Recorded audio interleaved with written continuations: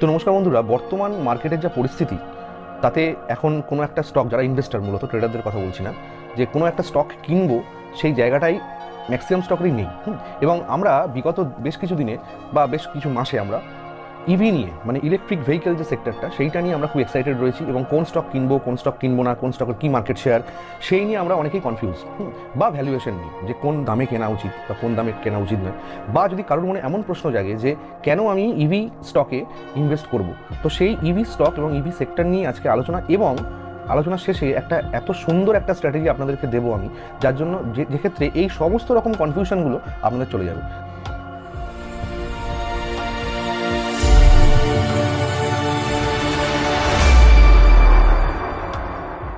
প্রথমে আমরা দেখিনি যে ফ্লিট ইলেকট্রিফিকেশন গোটা পৃথিবীতে বিভিন্ন দেশে কেমনভাবে গ্রো করছে। তো আমরা প্রথমে যেটা দেখছি সেটা হচ্ছে এই যে ডায়াগ্রামটা দেখতে পাচ্ছেন, এখানটায় দেখা যাচ্ছে যে একটা রয়েছে আইসিই, একটা রয়েছে হচ্ছে ইলেকট্রিক ভেহিকেল, পরিষ্কার লেখা রয়েছে। তো ব্লুটা হচ্ছে আইসি, অর্থাৎ হচ্ছে ইন্টারনাল কম্বাশন ইঞ্জিন যেটাকে বলা হয় মূলত, মানে যেটা হচ্ছে প্রথাগত যে পদ্ধতিতে বা প্রথাগত যে গাড়িগুলো রয়েছে সেগুলো, যেগুলো বিভিন্ন ফিউলে চলে, যেমন ধরুন পেট্রোল, ডিজেল বা গ্যাস, সেসবে চলে। সেইটার ক্ষেত্রে দেখুন ইউনাইটেড স্টেটস এবং কানাডায় আমরা দেখতে পাচ্ছি যে ইউএসএ এবং কানাডার মধ্যে যেটা দেখছি সেটা হচ্ছে কি যে 91% 2000 মানে আগের বছরে ছিল হচ্ছে 2023-এ 91%, সেটা কিন্তু 9% হচ্ছে ইভি সেক্টর বা ইলেকট্রিফিকেশন হয়েছে গাড়িগুলো। এবং আমরা দেখছি 2024-এ 12%, এবং সেটা 2030-এ মনে করা হচ্ছে যে 41%-এ গিয়ে পৌঁছে যাবে।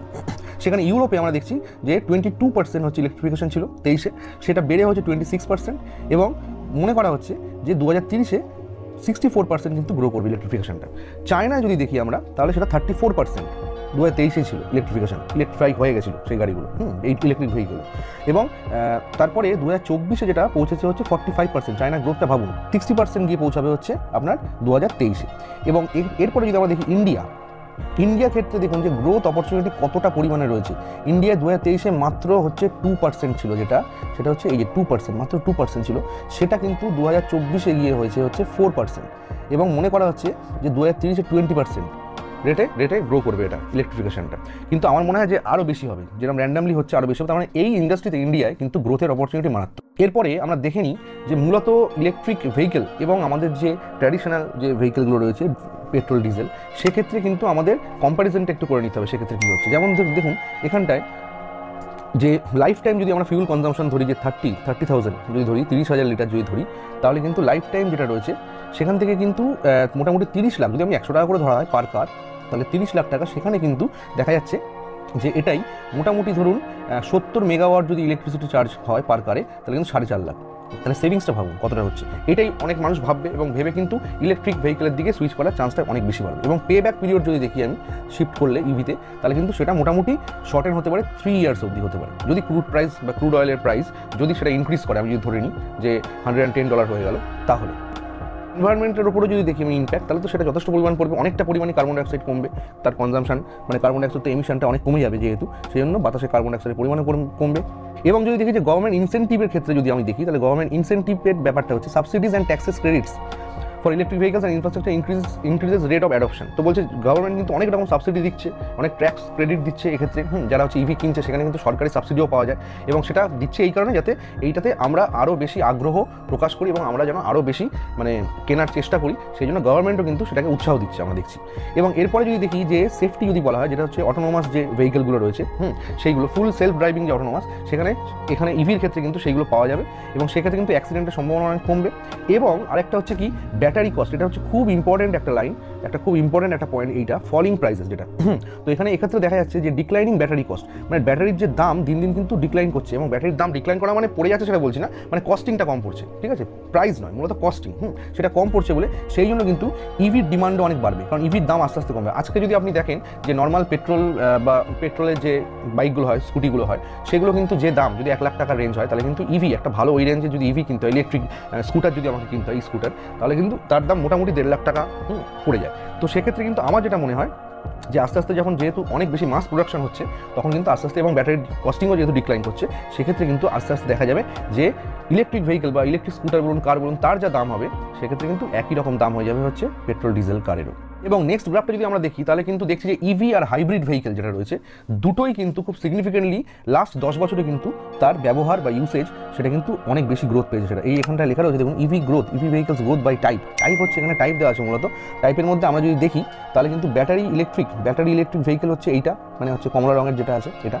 আর যদি দেখি ফুল ফিউল সেল ভেহিকেল যেটা, সেটা হচ্ছে ব্ল্যাকটা রয়েছে। এবং প্লাগ ইন হাইব্রিড মানে মূলত যেটা সুইচ করা যায়, কনভার্টেবল অ্যাকচুয়ালি, মানে গ্যাসোলিনেও ইউজ করা যায় আবার সেটা ব্যাটারিতেও ইউজ করা যায় সেইটা। তো সেটার পরিমাণে কিন্তু খুব একটা খারাপ গ্রো করেনি। এবং ইভি দেখি তাহলে তো এখানটায় দেখুন কীরকমভাবে একটা জাস্ট সরলরেখা মনে হচ্ছে কমলাটা, আর এখানে আজকে দেখুন কী অবস্থা।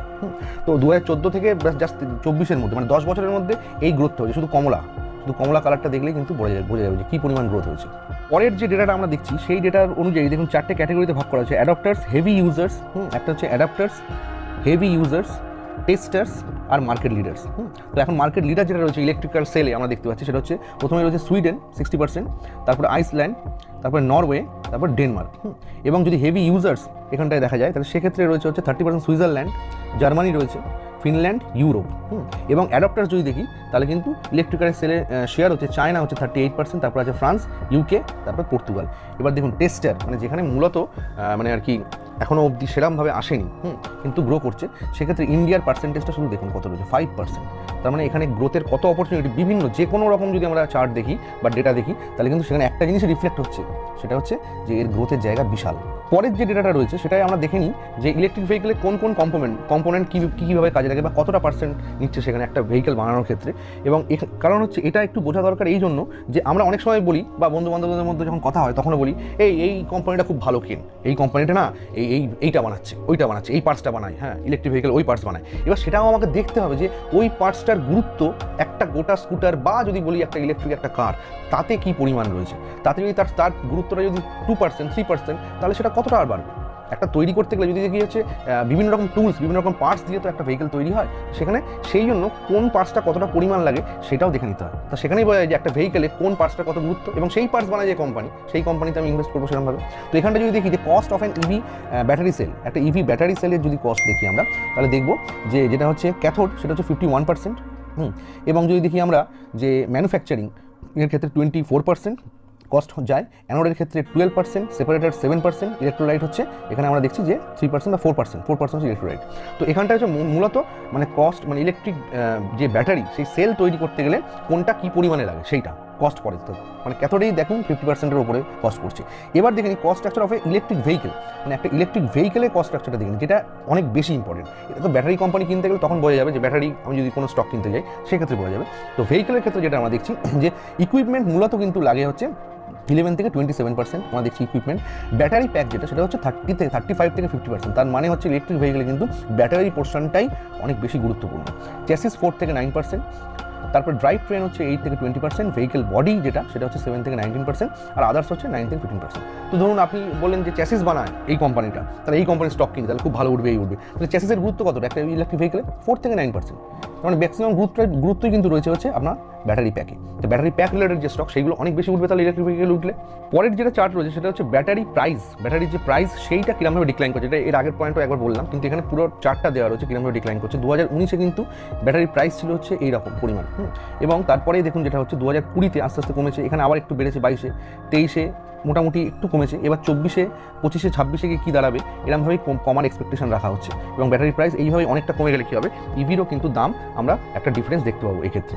এবং যদি আমরা দেখি যে এখানে এক্সপেক্ট করা হচ্ছে সেটা হচ্ছে 2025-এ গিয়ে যেটা দাঁড়াবে খরচাটা, 2025-এ গিয়ে দেখবো যে মোটামুটি 2022-এর থেকে প্রায় 40% ডিক্রিজ করে যাবে বলছে ব্যাটারির যে কস্ট সেটা ডিক্রিজ করে যাবে। তো এবার যেটা আমরা দেখে নেবো যে ইলেকট্রিক ভেহিকেলস ইন ইন্ডিয়া, মানে ভারতে কী অবস্থায় রয়েছে ব্যাপারটা, সেইটার ইকোসিস্টেমটা আমরা একটু বুঝে নিই। এখানটায় আমরা দেখবো যে বেশ 3টে ভাগে মোটামুটি ভাগ করা হয়েছে ইকোসিস্টেমটাকে। একটা হচ্ছে গভর্নমেন্ট, একটা ম্যানুফ্যাকচারার, একটা কনজিউমার। তো সেক্ষেত্রে দেখুন এখানটায় যেটা রয়েছে সেটা হচ্ছে যে গভর্নমেন্টের দিক থেকে যদি বিষয়টা আমরা দেখে নিই একবার, একটা হচ্ছে বলছে কি EV GST rate at 5% versus 28% for IC. মানে ইভির ক্ষেত্রে জিএসটি রেট যেখানে 5%, সেখানে কিন্তু নর্মাল যে পেট্রোল ডিজেলের যে গাড়ি সেক্ষেত্রে কিন্তু জিএসটি রেট হচ্ছে 28%। তারপরে বলছে দেখুন যে 10,000 crores, অর্থাৎ 10,000 কোটি ফেম টু সাবসিডি দেওয়ার চিন্তাভাবনা রয়েছে বা করা হচ্ছে। গভর্নমেন্ট টার্গেটস অ্যারাউন্ড 30% ইভি, হ্যাঁ প্রায় 30% নিয়ে যাওয়ার গভর্নমেন্টের টার্গেট আছে 2030-এর মধ্যে যে ইভি ভেহিকেলের পরিমাণ।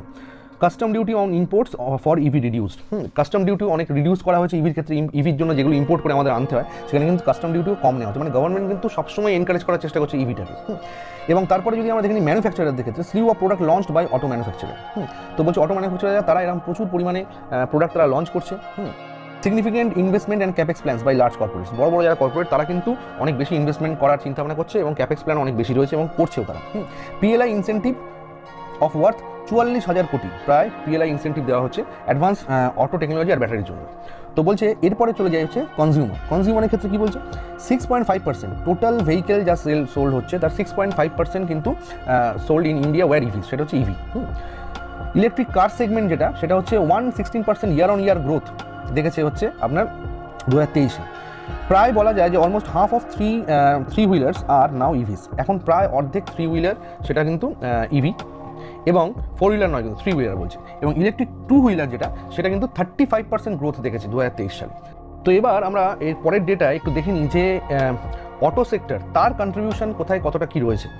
তো যেটা আমরা দেখছি যে অটো সেক্টর কিন্তু 49% কন্ট্রিবিউশন, এখানে দেখছি আমরা 49% contribution to manufacturing GDP. Manufacturing জিডিপির মধ্যে 49% কিন্তু অটো সেক্টর। 7.1% কন্ট্রিবিউশন টু ইন্ডিয়ার জিডিপি। ইন্ডিয়ার জিডিপিতে হচ্ছে তার কন্ট্রিবিউশন হচ্ছে অটো সেক্টরে 7.1%। এরপরে এনার্জি সিকিউরিটির ক্ষেত্রে যদি আমরা দেখি যে ট্রান্সপোর্ট সেক্টর হচ্ছে যেটা সেটা হচ্ছে 40% অফ অয়েল কনজিউম করে ট্রান্সপোর্ট সেক্টর। তার মানে কি এটা ইভি করে দিলে কিন্তু অয়েল কনজামশনটা অনেক কমে যাবে এবং খরচাও কমবে। তারপরে যেটা রয়েছে সেটা হচ্ছে ইম্পোর্ট ডিপেন্ডেন্সি, যেটা রয়েছে আমাদের যে ইম্পোর্ট অফ র মেটেরিয়ালের ইম্পোর্ট আর কম্পোনেন্ট যেটা ইউজ করা হয় ম্যানুফ্যাকচারিংয়ের ক্ষেত্রে সেইটা আমাদের কিন্তু রয়েছে প্রায় আমরা দেখছি যে $16.5 বিলিয়ন 2023-এ। তো র মেটেরিয়ালের ইম্পোর্টটা অনেক বেশি পরিমাণে হচ্ছে আমাদের।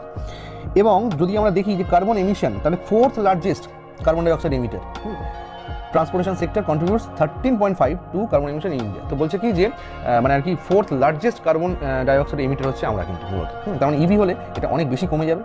এবং গভর্নমেন্টের যদি ফোকাস যদি এখানে দেখি, এখানটা সুন্দর করে লেখা রয়েছে যে টার্গেটস অফ 30% ইভি মানে বাই 2013, যেটা এর আগেও একটু আগে বললাম।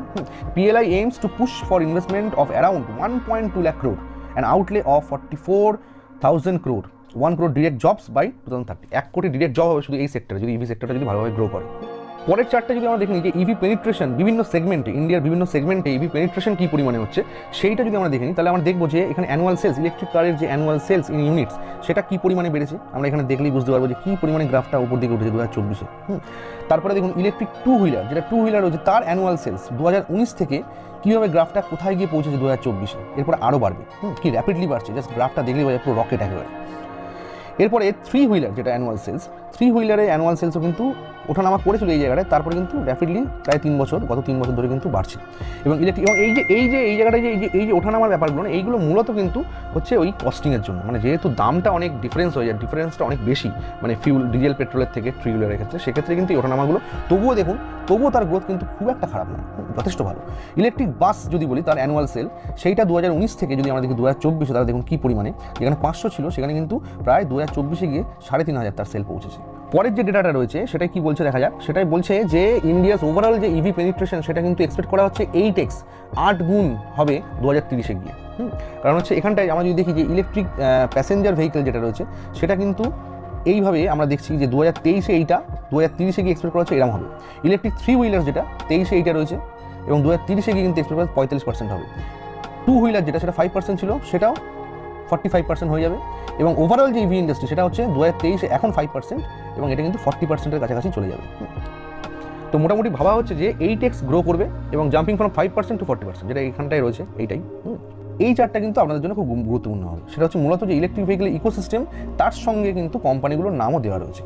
তো এখানে যেমন আমরা যদি দেখি যে অটোমোটিভ কম্পোনেন্ট, সেই কম্পোনেন্ট কারা বানাচ্ছে না বানাচ্ছে, ঠিক আছে, সেই কোম্পানির নাম রয়েছে, কম্পোনেন্টটা লাগে, এইটা একটা ইম্পর্টেন্ট জিনিস। তারপরে আমরা দেখছি ব্যাটারি যে র মেটেরিয়াল, যেটা কেমিক্যাল সেক্টরের কথা বললাম, সেটা দেখুন টাটা কেমিক্যালস, জিএফএল এরা রয়েছে। তারপরে যদি দেখি যে আমরা ব্যাটারি ম্যানুফ্যাকচারার, সেইটা ক্ষেত্রে কিন্তু এই কোম্পানিগুলো রয়েছে আমরা দেখতে পাচ্ছি। হ্যাঁ, এবং তারপরে যদি দেখি যে আমরা যে টেকনোলজি প্রোভাইডার যারা রয়েছে, সেটি যেমন কেপিআইটি রয়েছে, এলএনটি রয়েছে, তো টেকনোলজি প্রোভাইডার এরা রয়েছে। তো সেক্ষেত্রে এই স্টকগুলো এই কোম্পানিগুলো ইম্পর্টেন্ট পার্ট করবে। তারপরে এটা একদম সব সেক্টর দেওয়া আছে, সব কোম্পানির নাম দেওয়া আছে তা নয়, কিছু জাস্ট এক্সাম্পল স্বরূপ কিছু কোম্পানির নাম দেওয়া আছে। হ্যাঁ, আরও অন্যান্য অনেক কোম্পানিও আছে, যেমন হাইব্রিড ভেহিকলস সুজুকি বানায়, সেই জন্য এই সাইনটা দেওয়া রয়েছে। এবং গভর্নমেন্ট পলিসি যদি পুশ করার ক্ষেত্রে, এবং গভর্নমেন্ট পলিসির ক্ষেত্রে হচ্ছে আমরা দেখছি যে সেক্ষেত্রে কিন্তু মিন্ডা খুব ইম্পর্টেন্ট হয়ে উঠছে, রিলায়েন্স রয়েছে। এবং সেক্ষেত্রে ইভি ম্যানুফ্যাকচারার যদি দেখি তাহলে সেখানে টাটা ইভি, হ্যাঁ এইগুলো বানাচ্ছে, ইভি বানাচ্ছে, রিভোল্ট, এই ব্যাপারগুলো রয়েছে। তো এখানে মূলত কিন্তু ইলেকট্রিক ভেহিকেল ইকোসিস্টেমের ক্ষেত্রে কোন কোন কোম্পানিগুলো গুরুত্বপূর্ণ ভূমিকা নিতে পারে সেইগুলোর কিছুটা সাজেশন এখানে দেওয়া আছে। এরপরে যে বিষয়টা আসবো সেটা হচ্ছে মূলত অটো কম্পোনেন্ট ইলেকট্রিক ভেহিকেলের ক্ষেত্রে তার যে মার্কেট অপরচুনিটি কতটা বড় সেইটা এখানে সুন্দর করে দেওয়া রয়েছে। এখানে যদি আপনি ডিটেলসে চান তাহলে স্ক্রিনশট মেরেও দেখে নিতে পারেন, বা পিডিএফটা যদি দরকার হয় তাহলে সেটাও আমি চেষ্টা করবো প্রোভাইড করে দেওয়ার কীভাবে আপনি পাবেন। তো এখানে মূলত এক্সপেক্টেড ক্যাপেক্স যেটা সেটা হচ্ছে 25,000 crore ইনভেস্টমেন্ট এক্সপেক্ট করা হচ্ছে অটো কম্পোনেন্ট যে ইন্ডাস্ট্রি সেটা হচ্ছে in 3 to 4 years for electric vehicle parts including batteries। এরপরের পয়েন্ট যেটা দিচ্ছে সেটা হচ্ছে যে অ্যাট প্রেজেন্ট বর্তমানে প্রায় 35 থেকে 40% যে ইভি সাপ্লাই চেন সেটা হচ্ছে is localised, creating a huge opportunity set. তারপরের যেটা পয়েন্ট দিচ্ছে সেটা হচ্ছে ফ্রম 2.9% রেভিনিউ শেয়ার, 2023 সালে যেটা ছিল রেভিনিউ শেয়ার 2.9, সেটা EV contribution expected to increase, expect করা হচ্ছে যেটা ইনক্রিজ করবে 9 থেকে 11% ফর অটোমোবাইল কম্পোনেন্টস বাই 2017। 2027 সালের মধ্যে এটা কিন্তু 2% থেকে প্রায় 11% হয়ে যেতে পারে অটো কম্পোনেন্টের যে পার্টটা। তার মানে কি অটো কম্পোনেন্ট তৈরি করে যে কোম্পানি, সেই কোম্পানির গুরুত্বটা আপনি এই জায়গাটা থেকে বুঝতে পারবেন। পরের পয়েন্টটা যেটা বলছি সেটা 67 applicants for component champion incentive scheme under production linked incentive, মানে পিএলআই গ্র্যান্টেড যেটা রয়েছে সেখানে 67 অ্যাপ্লিকেন্টস রয়েছে সেখানটা। এরপরে লিস্টেড আর আনলিস্টেড কোম্পানি, এটাও খুব ইম্পর্টেন্ট একটা ডেটা, যে কোথায় আপনি ইনভেস্ট করতে পারবেন এখন চাইলে, কোনগুলো নিয়ে আপনি স্টাডি করতে পারবেন, এবং কোনগুলো এখন আনলিস্টেড যেটা লিস্টেড হতেও পারে পরবর্তীকালে, তখন সেইগুলোর দিকে নজর রাখা দরকার। আর একটা কথা এখানে বলে নিই যে এখানে আমি যে ধরুন স্টকগুলো আপনি টুকটাক দেখতে পাচ্ছেন, বা আপনার মনে হয় যদি কোনো স্টকের অ্যানালিসিসের প্রয়োজন হয় যে কোন স্টকটা কোন প্রাইসে কেনা পড়ে, যদিও আমি রেকমেন্ড করবো না সেটা কখনোই, সেটা আপনি অ্যানালাইজ করবেন। আমি আমার অ্যানালিসিস দিতে পারি যে কোন প্রাইসটা ভালো প্রাইস আমার কাছে। এটা কোনো রকম স্টক রেকমেন্ডেশন নয়, সেটা যেন মনে থাকে। হ্যাঁ, তো সেইটা আপনারা কমেন্টে জানাতে পারেন। তো এখানে আমরা দেখছি যে ইনোভেটিভ প্লেয়ার যারা রয়েছে এই ইকোসিস্টেমে ডিফারেন্ট সেগমেন্টে, তারা কারা রয়েছে, যেমন হচ্ছে লিস্টেড যে কোম্পানিজগুলো রয়েছে এখন অলরেডি, সেটা টাটা মোটরস হচ্ছে দেখা যাচ্ছে 70% market share in 4-wheeler passenger vehicle, EV, tata EV যেটা। তারপরে আমরা দেখছি যে রত্তন ইন্ডিয়া যেটা রয়েছে, রত্তন ইন্ডিয়া স্টকটা রয়েছে। তো Revolt scooters market leader in electric mode, Revolt scooter খুব বেশি পরিমাণে চলছে আমরা দেখতে পাচ্ছি, তার মানে এই স্টকটার দিকে আপনি নজর রাখতে পারেন। তারপরে দেখা যাচ্ছে ওলেকট্রা গ্রিনটেক যেটা মার্কেট লিডার ইন ইলেকট্রিক বাসের ক্ষেত্রে হচ্ছে এই কোম্পানি খুব ইম্পর্টেন্ট। তারপরে এলটিআই মাইন্ডট্রি লিডিং প্রোভাইডার অফ যেটা বললাম যে সফটওয়্যার, যে সিস্টেম, সেই সফটওয়্যার সিস্টেমটা দেওয়ার জন্য লিডিং হচ্ছে এলটিআই মাইন্ডট্রি। এবং এই কারণ হচ্ছে এই যে এডিএস যেটা অ্যাসিস্ট্যান্স দেয় ড্রাইভারদেরকে, সেই সিস্টেমটার প্রোভাইড করে হচ্ছে এই কোম্পানি। আর এক্সাইড তো আমরা সবাই জানি যে ব্যাটারি ম্যানুফ্যাকচারিং মার্কেট লিডার। আর আনলিস্টেড কোম্পানি সেগুলো হচ্ছে এখনো অবধি এইগুলো battery smart, Ola electric, Ather energy, এই কোম্পানিগুলো কিন্তু এখনও আনলিস্টেড রয়েছে। এরপরে যেটা আসবো সেটা হচ্ছে যে অনেক অ্যানালিসিস হলো, অনেক কিছু জানা হলো, এরপরে হচ্ছে যে কীভাবে ইনভেস্ট করবো। যে আপনি যে বললেন যে ঝামেলা নেই কোনো, আর এত ঝামেলা করতে হবে না, কোন স্টক নেবো, কোন স্টক কী ভ্যালুয়েশন, এই স্টকটা ভালো চলবে কিনা, ওই স্টকটা ইভিতে কিরাম করবে, ইভি সেক্টরের স্টকটা, এইসব ভাবার দরকার নেই। তার কারণ হচ্ছে নিফটি হচ্ছে ইন্ট্রোডিউস করেছে Nifty EV and new age automotive index. এইটাই হচ্ছে মূলত, মানে আমার কাছে সবথেকে সরল স্ট্র্যাটেজি হচ্ছে এই স্ট্র্যাটেজিটাই আমার কাছে সবথেকে সরল, যে ইটিএফ, অর্থাৎ ইটিএফের মাধ্যমে যদি আমরা কিনি তাহলে আমাদের সব রকম কোম্পানিতে আমাদের মূলত যে কোম্পানিগুলো আছে এখানে ইনভলভ, সেই কোম্পানিগুলোতে আমাদের ইনভেস্টমেন্ট হবে এবং খুব ওয়াইজ ওয়েতে হবে। সেখানে আমাদের কোনো চাপ নেওয়ার কারণে, দরকার হলে ইটিএফে আপনি এসআইপি টাইপের করে নিন, মাসে মাসে টাকা কাটবে, অথবা যখন একটুখানি কারেকশন হবে তখন আপনি কিছু করে লামসাম বা কিছু করে লামসাম মিউচুয়াল ফান্ডেও করতে পারেন, বা আপনি যদি ডিম্যাট অ্যাকাউন্ট থাকে, যদি স্টক মার্কেটে ট্রেডিং করেন, তাহলে সেক্ষেত্রেও আপনি ইনভেস্টমেন্টের ক্ষেত্রে আপনি অ্যাজ এন ইটিএফ আপনি কিনতে পারেন সেটা। তো মিরে অ্যাসেটের ব্যাপারটা বা এই যে নিফটি ইভি আর নিউ এজ অটোমোটিভ ইন্ডেক্স, এইটা নিয়ে একটুখানি আমরা বুঝে নিই ছোট করে। এখানটা যেমন দেওয়া আছে যে periodic performance of Nifty EV আর নিউ এজ অটোমোটিভ ইন্ডেক্স, মানে নিফটি ইভি আর এই ইন্ডেক্সটার যে পারফরমেন্সটা সেইটা সিন্স ইনসেপশন যখন থেকে হয়েছে সেটার ক্ষেত্রে যদি আমরা দেখি যে কীরকমভাবে এটা গ্রো করেছে, তাহলে আমরা দেখতে পাবো যে মোটামুটি চালু হওয়ার পর থেকে বা এটা ইন্ডেক্সটা যখন লঞ্চ করা হয়েছে, যে কোম্পানিগুলোকে নেওয়া হয়েছে সেইটার ক্ষেত্রে যদি দেখি, সেই কোম্পানিগুলো মিলিত অবস্থায়, তাহলে লাস্ট 5 ইয়ার্সে যদি আমরা দেখি, তাহলে এটা কিন্তু 30% তার গ্রোথ, যেখানে Nifty 500 17% on an average, auto index দিয়েছে হচ্ছে আপনার 24, আর নিফটি 50 হচ্ছে 15%। তো এরমভাবে কত বছরে কীরমভাবে গ্রো করেছে, 3 ইয়ার্সে 36%, 2 ইয়ার্সে আমরা দেখছি 39%, এবং 1 ইয়ারে গত এক বছরে আমরা দেখছি যে 52% এর গ্রোথ, ঠিক আছে। এবং লাস্ট 6 মাসে যদি দেখি তাহলে 28% এবং 3 মাসে 13%। তো এই হচ্ছে এর গ্রোথ। যদি অন্যগুলোর সাথে আমরা তুলনা করতে যাই তাহলে তাদেরকে অনেক ছাড়িয়ে চলে গেছে। এই হচ্ছে portfolio of Nifty EV and new age automotive index, মানে নিফটির যে পোর্টফোলিও সেটা যেটা আপনাকে বলছিলাম যে প্রায় 33টা মতো আপনার কোম্পানি রয়েছে এখানে।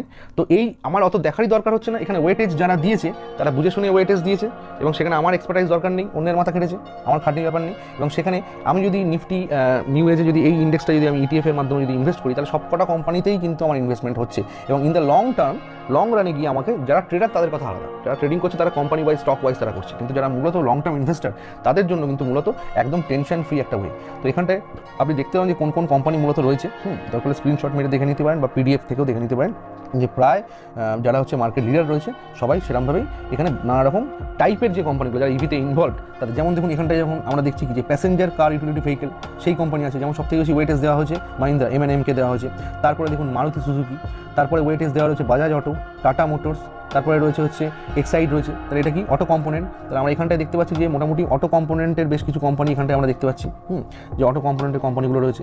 তারপরে যেটা দেখছি যে হেভি ইলেকট্রিক ইকুইপমেন্টের ক্ষেত্রে সিজি পাওয়ার রয়েছে, তারপরে হচ্ছে অটো কম্পোনেন্ট অ্যান্ড ইকুইপমেন্টসের ক্ষেত্রে এই কোম্পানিগুলো রয়েছে আমরা দেখছি। এবার দেখুন রিফাইনারিজ মার্কেটিং সেক্ষেত্রে রিলায়েন্স রয়েছে, কমোডিটি কেমিক্যালসের ক্ষেত্রে টাটা কেমিক্যালস রয়েছে, কম্পিউটার সফটওয়্যারের ক্ষেত্রে টাটা ইলেক্সআই আছে, খুব ভালো প্রাইসে আছে এখন যদিও। তারপরে দেখুন যে অটো কম্পোনেন্ট ইকুইপমেন্ট সোনার বিএলডব্লিউ রয়েছে, এলএনটি টেকনোলজি রয়েছে, আইটি এনেবল সার্ভিস। তার মানে দেখুন সব কটা যে কটা পার্ট ইম্পর্টেন্ট ইভির ক্ষেত্রে সে কটা পার্টই কিন্তু আমরা এখানটা দেখতে পাচ্ছি। যেমন স্পেশালিটি কেমিক্যাল কোম্পানি রয়েছে, তারপরে দেখছি টু হুইলার কোম্পানিও রয়েছে, যেটা হচ্ছে দেখুন এই আইসার মোটর, হিরো, টাটা টেকনোলজি এগুলো রয়েছে। এই আইটির জন্য টাটা টেকনোলজি রয়েছে, টিভিএস মোটর রয়েছে। তাহলে এখানে অ্যাকচুয়ালি ওয়েটেজ অনুযায়ী ভাঙা আছে, সেক্টর মানে বেসিক ইন্ডাস্ট্রি অনুযায়ী তো ভাঙা নেই, তো ওই জন্য বিভিন্ন রকম মিলেমিশে রয়েছে। তো এখানে আমরা সব রকম, যেমন দেখুন এইখানটায় রিটেল কমার্সের ক্ষেত্রে রত্তন ইন্ডিয়া এন্টারপ্রাইজ রয়েছে।